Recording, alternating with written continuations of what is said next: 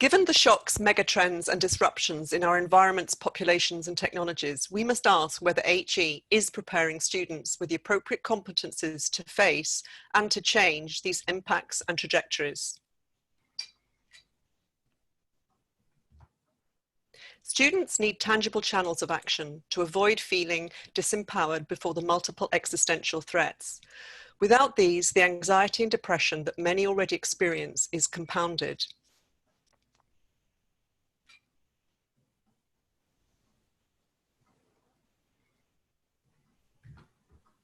Here, myself, Diana, and Helen show how community-based learning, combined with action for UN Sustainable Development Goals, empowers students and engages them in sustainable futures and oriented learning. The SDGs identify 17 priority areas for action, including global health, reduced inequalities, sustainable citizen communities, and climate action. These involve organizations as stakeholders at all levels. Quality education is central to meet the SDGs, requiring equal access and inclusivity, and, as UNESCO states recently, provision which transforms individuals and societies and nurtures visions for new futures, work and communities. Sector incentives promote HE engagement with the SDGs. Compared with resource-intensive universities, the potential impact for smaller, widening participation institutions will be different. Their linkages with communities through their students can produce impact. Community-based learning, CBL, can deliver SDG education. It has long, deep pedagogical roots. It is a high-impact education practice and is effective and meaningful because it is experiential and honours diverse local knowledges.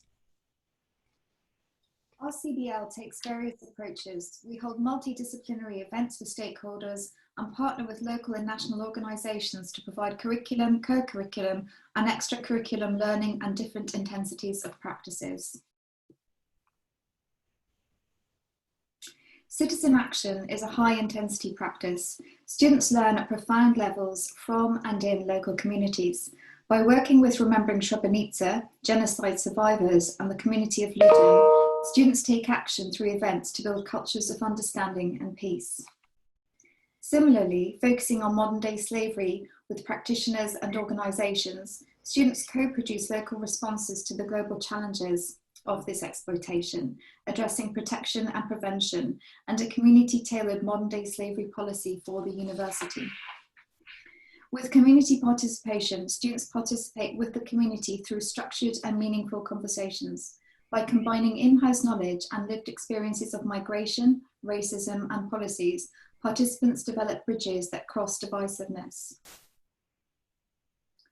Sharing expert and local knowledge and lived experiences exchanged amongst transnational communities, students, as an extracurriculum activity, mobilise international support for women and children affected by climate change. Working together, such as in simulated climate negotiations across disciplines with practitioners and climate activists, students develop nuanced and deeper knowledge about climate chaos and some practical and political approaches to address it. Involving construction industry professionals in cross-disciplinary discussions about human rights, we provide students and industry experts with cutting-edge information about the sector and measures to identify exploitation. Immediate feedback from our activities shows that students develop knowledge and become motivated, and that this lays the foundation for social change. Students also enjoy some serious fun.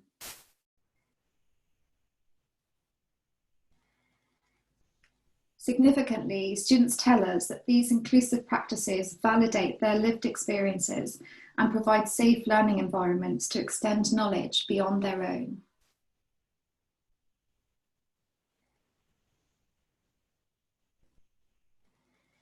This practice is intense. It makes subjects and students come alive. When linked to course assignments, we find improvements in academic performance. Grade averages increase and grade distributions close.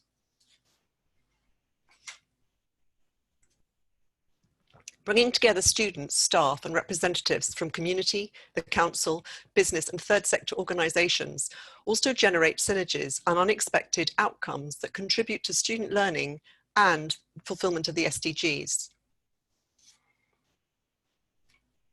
These practices illustrate wider evidence that CBL is a powerful, engaging approach to teaching and learning that empowers students to contribute and collaborate as social change agents within their communities and organisations. As we look to adapt these practices to virtual collaborations, we thank all our University of Bedfordshire colleagues in our Community of Practice, the Sustainability Forum, and our Community Support Committee, and also our former colleague, Nicholas Worsfold, now at Brunel. Thank you.